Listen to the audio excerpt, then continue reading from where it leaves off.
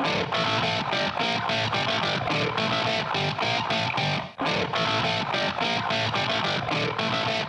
is the Brewer and the Baker, a baseball card podcast. Come on, get up! Where two collectors share their journey through the hobby. Yeah. Here are your hosts, Mitch and Dan.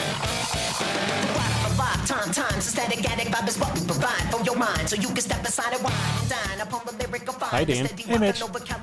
Hey, folks. Welcome to episode 9. Episode 9. Jeez. 9, yeah. I got looking back at our old files. It was end of May when we first started this. It's now End of September. the 21st night of September. Do you remember it? I remember. I remember.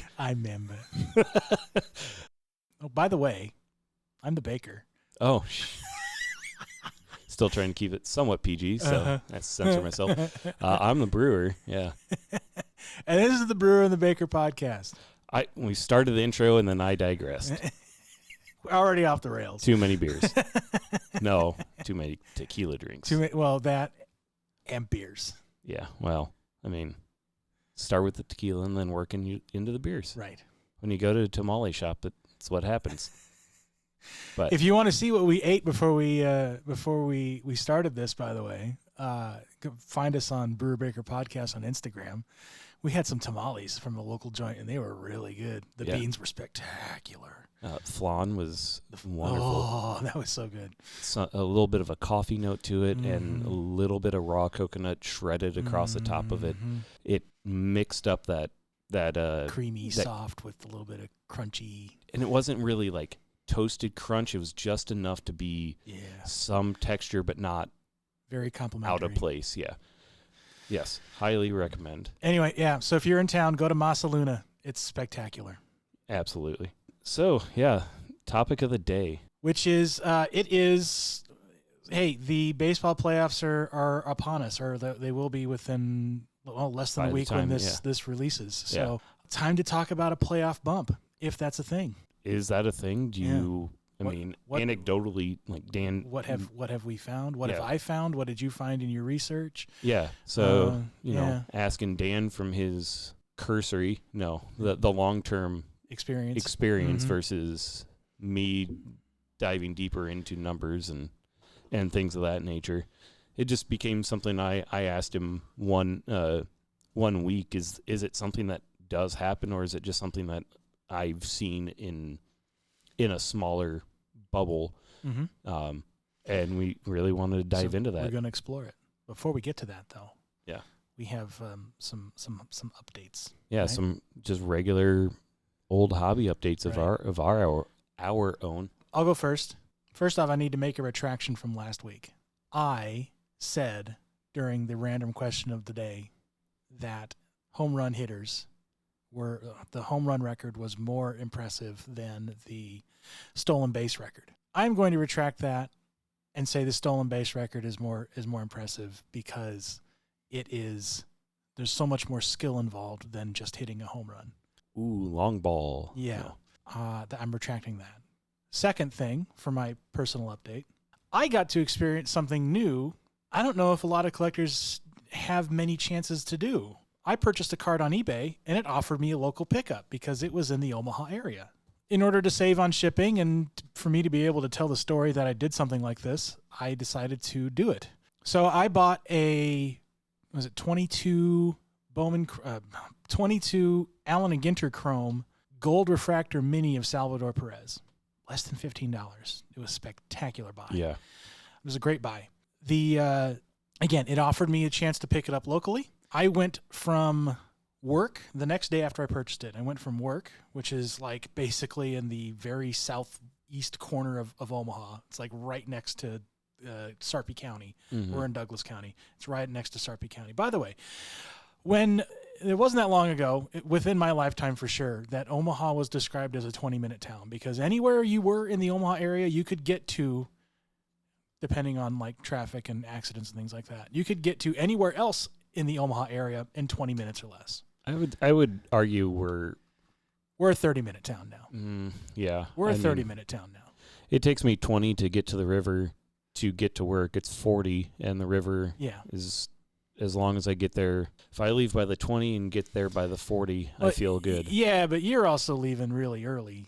You're beating true. the morning rush hour traffic. Yeah. Omaha is a 30-minute town now.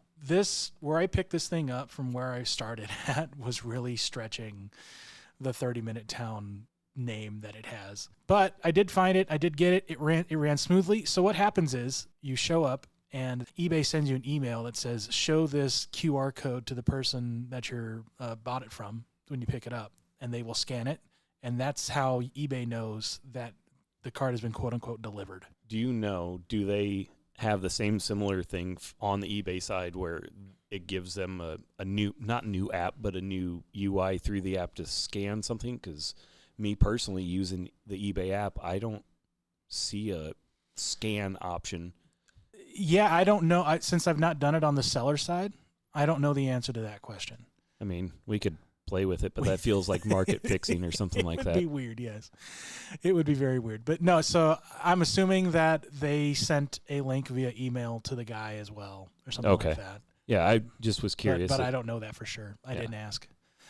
So anyway, pickup went smooth. It was a good, easy experience. I made extra bread the day before, so I gave him a loaf. Nice. Just to get rid of a loaf of bread. Yeah. Well, so he was very excited about that. Shameless self-promotion. Basically. Yeah. It's all good. Hobby update. I picked up a 22 Allen & Ginter Chrome Gold Salvi out of 50. Yeah. I was very excited. Well, that sounds a lot. With the really cheap. Yeah. I haven't really picked up anything. I've been busy in sports, but just not collecting sports. Been unfortunate the last 2 weeks, unfortunately, quote unquote, busy with going to football games and other stuff like that. How terrible. So my money's been tied up in generally beer purchases, and gas money and food, and it's not cheap to go to sporting events anymore. You went to the Michigan game yesterday. Went to the Nebraska-Michigan game. I went to the Nebraska-Houston Christian game 2 weeks ago. Happy birthday to your dad, by the way. Yeah, that was for my dad's birthday. Both games were really enjoyable, minus the loss, but oh well. Nebraska was competitive. Can't complain too much about it. Yeah, got to see a 50-yard Hail Mary that should never have happened. That was fun. Yeah. Outside of that, though, I mainly been, spending my money on experiences versus collecting. How dare you? Yeah. My one bit of collecting that I've done the last 2 weeks came Friday, got off work a little bit early, stopped at the Walmart just to see what they had. They had just been restocked, so they were full of stuff. Originally was going to buy a chrome blaster. Unfortunately, the chrome blasters at the Walmart were $50. So I said no. Instead, I spent $90 total in buying 3 other boxes. One select football hanger. I'm starting to be a sucker for select in general. I've been buying some select soccer. So I decided, you know what, I'm going to see if football with the football season starting back up, seeing if that trips my trigger. I also bought a Star Wars blaster, a Topps Chrome Star Wars blaster, that's fun. Just to see if, something outside of sports does it. No. That was my least enjoyable rip of the entire thing. Really? I'll show them to you after this, but yeah, they were cool somewhat, but like nothing. How deep into Star Wars do you have to get some of the characters? Quite. I mean, it's deep lore stuff. Okay. I mean, there are characters that I didn't know had names that I got cards for that. Cool, absolutely. And actually, those were the ones that I found the most enjoyable. Like, I know that character. I just didn't know they had a name. The one that would be the biggest enjoyment for me was a prism blaster, reaching or stepping outside of the licensed material, going with some unlicensed product just to see Unlicensed prospecting. Yes, yeah. There are a lot of prospects in that product, and just to see what I could come across. So I did actually get a Carter Jensen Blue Ice. It's a color match. It's non-numbered, but it it's a pretty nice looking card. Is the blue ice like a blaster exclusive, or is that numbered or something? The blue ice is a blaster exclusive. So I mean, again, not a rare insert. Or you didn't happen to go to parallel. Chasing Majors and look up like the print run for that, did you? I did. There was not one on that. Oh, bummer. That I could find. So yes, I did try that. Then outside of that, did end up getting another prospect, a player out of Stanford, who his father coached Shohei in high school, and it's just kind of like this. Okay, like that's a fun stat on the back of the baseball card. Fun anecdote. Yeah, but yeah, what are you gonna do with that though? See if he turns out. I mean, Stanford being a perennial team, they're not necessarily. They haven't been lately, but normally in college baseball, they're a pretty solid team. We see them in Omaha every so often. Usually we'll see now that the Pac-12 is done. But when you lose some of that strength of schedule, your RPI drops, and then after your RPI drops, then it's harder to get into the tournament and blah blah blah blah blah blah. Yes. Anyways, so yeah, my update's pretty boring. Back to the main topic, I guess.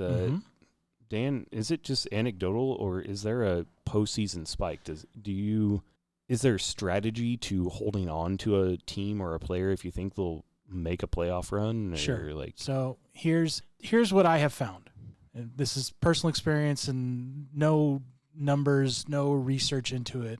This is what I have seen. As the playoffs go along, the prices for the big name players who are still in the tournament as it goes along, right? Yeah. And so as teams are eliminated and the next round is achieved, the big name players, those prices start to creep up a little bit, which would usually mean that, hey, after the World Series, those are going to be the peak of the prices, and then it'll be the off season and things will drop. Mm-hmm. Unfortunately, what actually happens is people hold and hold and hold and hold and wait for the championship to be decided, and then they flood the market with the big name players, which drives prices down after the World Series. Yeah, general prices. There's more of the player, right, or more of the team.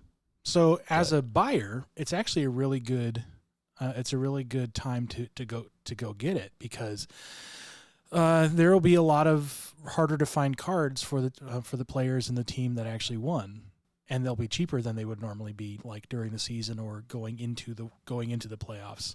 Yeah. Right? I mean, with that, is there a spike, maybe spring training for them? Well, just going into the season, things tend to spike, as we kind of discovered at the beginning of when we episode, maybe it was one of our practice episodes. In the preseason, as preseason and spring training goes along, prices start to spike. Yeah. Because hope springs eternal. And, Yeah, that's fair. Yeah. That has been my experience. I actually was one of those idiots that held and held and held and held. Unfortunately, in both my cases, they were a team that was eliminated before the World Series. Or lost to the Astros. And was it 2018? So, yeah, I mean, I had like a Cody Bellinger rookie autograph out of 50 that I was holding on to. I had probably some Clayton Kershaw's. Some really good. Some early. Yeah, some good Dodgers players. Yeah. And, yeah, they pooped the bed. And, well, they didn't poop the bed. The Astros banged their way to a championship. And so I actually not that. Actually, just kind of lucked out, because I was gonna be one of those idiots that uploaded like the Cody Bellinger autograph after the World Series and get not near as much as I would have gotten. Yeah, under normal circumstances. Say a 30% drop of what? Yeah. So that's what I saw. You have actually dug into it and looked into the numbers with with Card Ladder. Card Ladder, right? Yeah, with Card Ladder. So what did you see? My first topic that I started to look into was Corbin Carroll in 22, and then subsequently 23. But it's hard to track because his rookie card did not come out until 23. Right. Even though his debut was August 29th at 22. right before they start making their playoff. I don't want to say run, but yeah, it's a run. I think that's the World Series. Yeah, and the same thing with Carter and a couple others. I mean, Jordan Lawler was right in that same era, but this whole push, it was hard to track with that because there wasn't one singular card. There wasn't necessarily as Card Ladder uses an index for said players to track them over a set of cards per se. So like Corbin Carroll's going to have people. The only thing that they're going to put on the bay after the 22 World Series. After the 22. So after is Bowman First, which are its own animal, right? Yeah, it's hard to separate that from the rest of his cards that are out there, right? Because they're definite collectors that anything pre-rookie does not matter. What is their true rookie, or when is their first card? Like, is Panini USA, Bobby Witt in 2018 one of his earliest cards? Yes, it is. But is it the most collectible? Like, trying to nail down what is collectible. So I started with Corbin Carroll. Then I went to 2024 season playoffs. I went into Bobby Witt and Gunnar Henderson, both almost 1-to-1. They're both shortstops. They're both probably the most high-profile player on their team. Not Gunnar could be, you got Jackson. Tough to say that with the way the Orioles have been. Yeah, they're but certainly one of, if not yes. the. Yeah, they pulled their entire prospecting class up in 23 and 24. They're far. Anyways, this isn't a prospecting episode. Yeah, you can tell I like prospecting. Right. Anyways, where I ended up going was still the 24 season, but looking at Freddie Freeman. Freddie Freeman. We decided on Freddie Freeman. We were thinking Bobby Witt and Henderson for a little bit, but they didn't last all that long in the playoffs. Yeah, got into wild card for the Orioles, and then the DS ALDS for the Royals. Yeah, and then after that, but was it. Couldn't track it all the way through. And then looking at, as far as the AL side, Judge, not unfortunately, he doesn't have dips and there's no peaks and valleys for him. He's a superstar. He is the true epitome of a superstar. Same thing with Ohtani. Their hobby does not have a peak and a valley for trading, selling. They're always not profitable. They're always marketable. So they were hard to track, hard to take a look at. But luckily, the World Series MVP was kind of a superstar, but a lower level superstar, in my opinion. Yeah, he Freddie Freeman. He had volume. People were selling his card, buying and selling his card, but not first ballot Hall of Famer. Yeah, but not to the extent. I mean, when people think of Freddie Freeman, I do feel that people think of him as a Dodger and not as a Brave. Now they do. But with that, you don't hear about people buying and selling and trading Freddie Freeman rookie cards as much. Atlanta, by the way. Greg, if you're listening to this, I'm sorry, bud. So, took a look at just the 1 month run of the playoffs. So, October 5th, the postseason starts, and the Dodgers, it doesn't start the postseason. It starts the Dodgers postseason. Let me say it that way.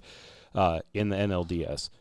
So they had a bye in the wild card round, is what you're getting at. Yes, they had a bye in the wild card round, so they're 1 or 2 seed. They were the 1 seed. Freddie Freeman had on that October 5th timeline, had a average daily card sale around $300 total. That's tracked over eBay, Fanatics. The Fanatics Collect. I'm trying to think of all the places that are tracked through there. Golden. Sure. Basically, your 130-point style, whatever is being sold through any of those that are tracked there. Right. With a volume of 21,140 total sales. Now, that's across, again, I want to say it's 60-some cards. So it's tracking quite a few different cards and sales of those cards. October 11th, the Dodgers clinched the series 3-2 over the Padres. So basically in-state, not basically, they are in-state, down the highway rivals from each other. So that was a very hot series and very tight series. Post that series, October 13th, you start the NLCS against the Mets, and his average daily value starts to spike. It goes from $300 up to $825 and a volume of roughly 21,840 of those.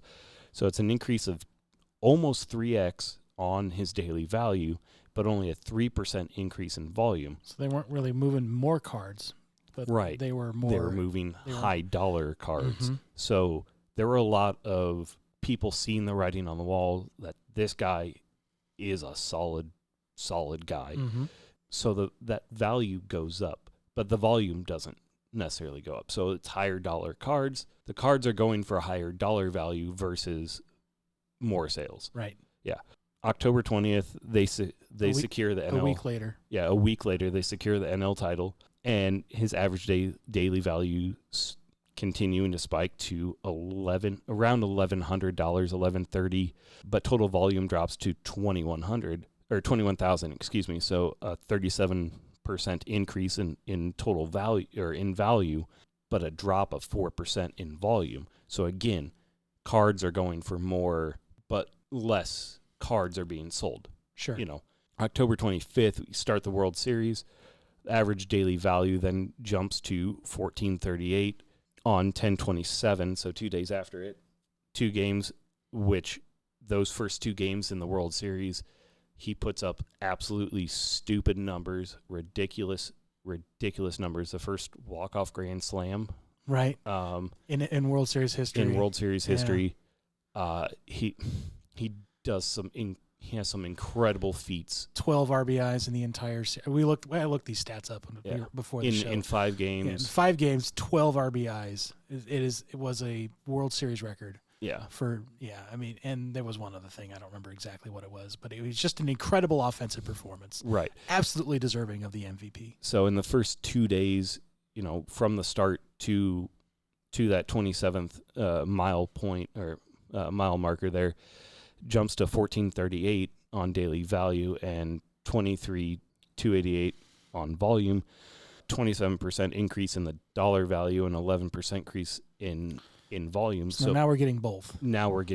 Yes. So a 10% or more is an appreciable increase in volume. Yeah. So you're starting to see a lot of cards starting to flood the market. Starting to see, Freddie Freeman is the hot thing. If we want to, we're starting to unload before that peak. People are starting to unload before that peak. Really, that's what I get from those numbers. They win it October 30th, 5-1 or 4-1 in 5 games. His volume peaks at 35. Let's go back here a little bit. 2 weeks prior, he was at 21,000 for a volume to 35,663 in volume around the 11/3 mark, the beginning of November. So you're talking a volume spike of almost 50%. Like it's jumping massively. However, the daily value only goes from 1438 up to 1575. So tons and tons of cards on the market, but they're selling for less, just as you had anecdotally said earlier that they just all flood the market. They're easier to get because everybody's trying to jump on that train, get them out there when this player is on the top of everybody's mind.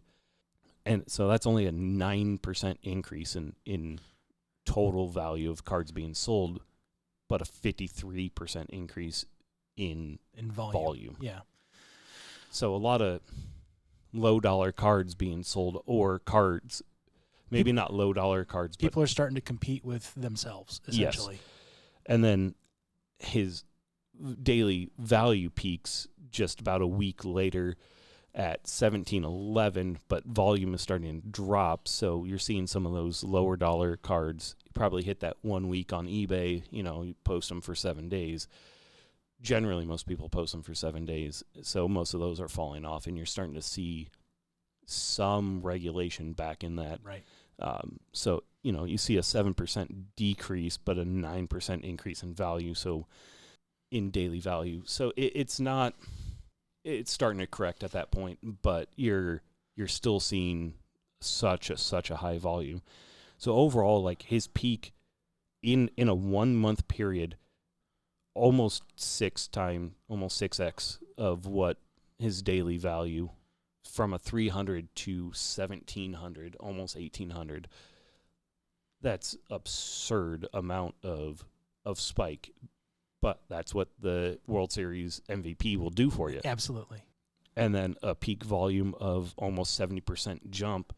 Talking about flooding the market, it absolutely does. Right. What this episode is trying to accomplish, because at this point you maybe have a little bit of time to maybe try to flip a card if you want to. Right.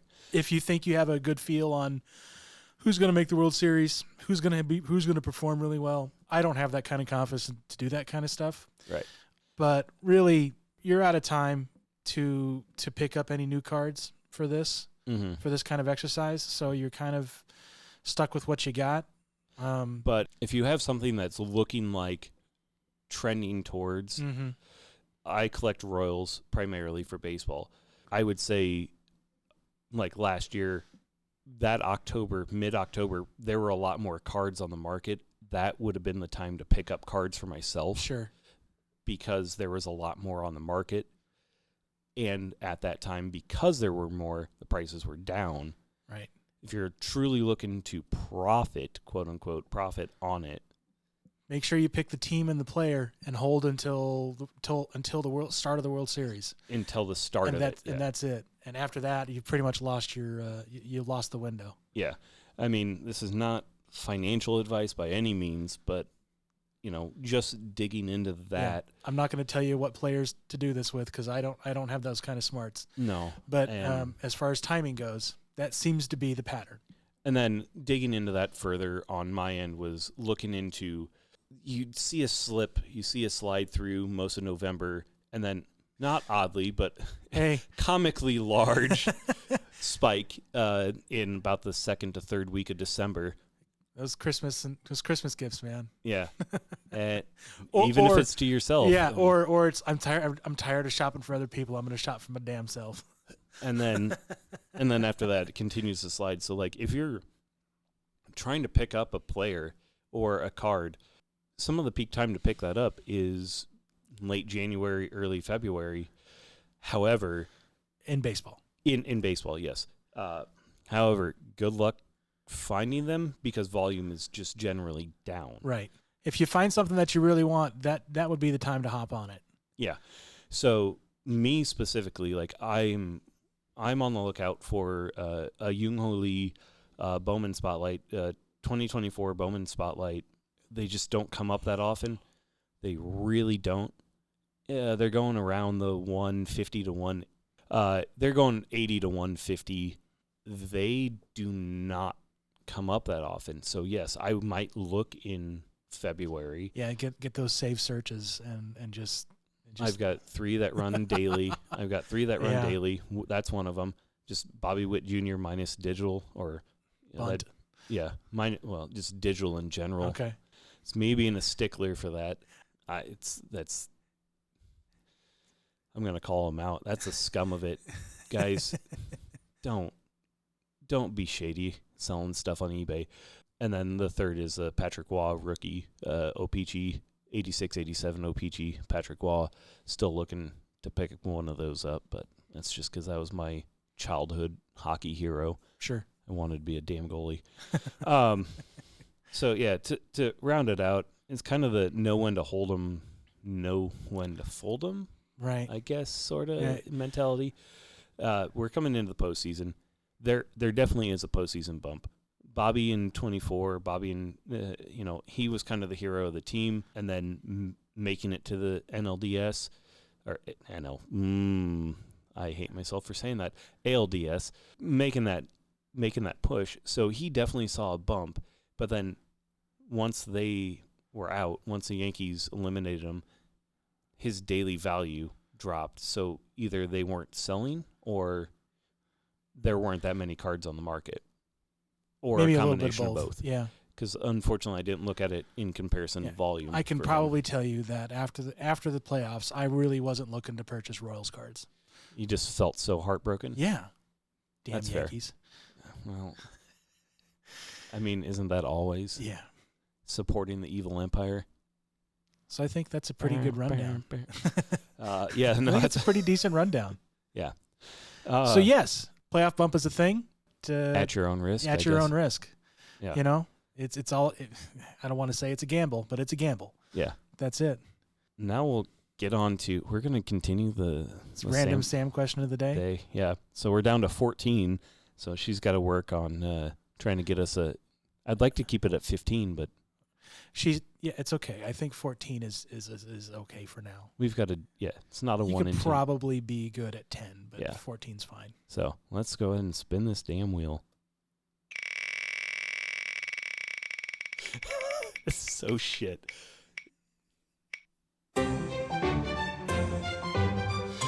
And Yay. Number 5. Number 5. What Let's is it? Minus that count, so I don't have to go back through.